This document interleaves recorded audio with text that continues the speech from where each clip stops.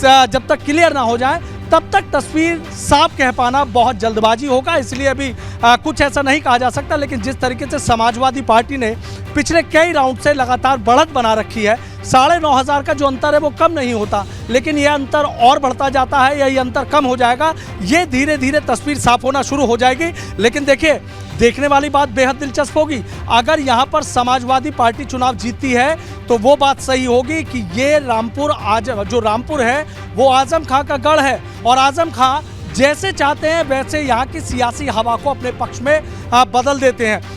देखने वाली बात ये भी होगी कि देखिए, अखिलेश यादव की बात हो या समाजवादी पार्टी के अन्य बड़े नेताओं की बात हो, कोई भी नेता यहाँ आसिम राजा के लिए प्रचार करने के लिए नहीं आया। आजम खां और उनके बेटे अब्दुल्ला आजम ने यहाँ पर तमाम जो जनसभाएं हैं वो की है, पूरी तरीके से माहौल उनके पक्ष में बनाने की कोशिश की है।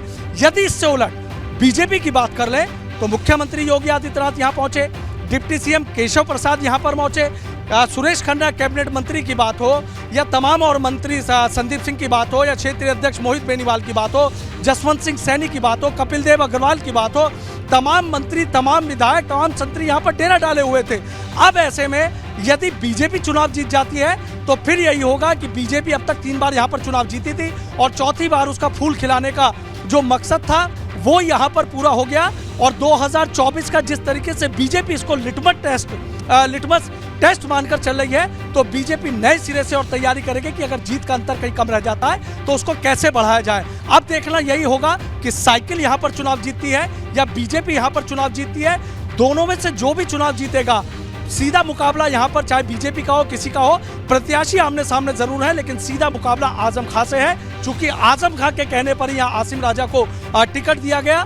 किसी पार्टी के बड़े नेता को बुलाने की बजाय आजम खां के कंधों पर ही बड़ी जिम्मेदारी थी कि आसिम राजा को चुनाव जिताया जाए, और उस जिम्मेदारी को निभाने के लिए उन्होंने कई जगह जनसभाएं की। अब्दुल्ला आजम ने भी जनसभाएं की, पूरी कोशिश करी कि रामपुर के रण में साइकिल को विजयश्री का आशीर्वाद दिला पाए। बीजेपी ने भी पूरी ताकत झोंकी है। अब पूरे देश की नजरें इस बात पर टिकी हुई है। देखिए, आजमगढ़ का भी चुनाव चल रहा है, रामपुर का भी चुनाव चल रहा है, लेकिन देखने वाली बात यह होगी कि रामपुर की रणभूमि का राजा कौन होगा।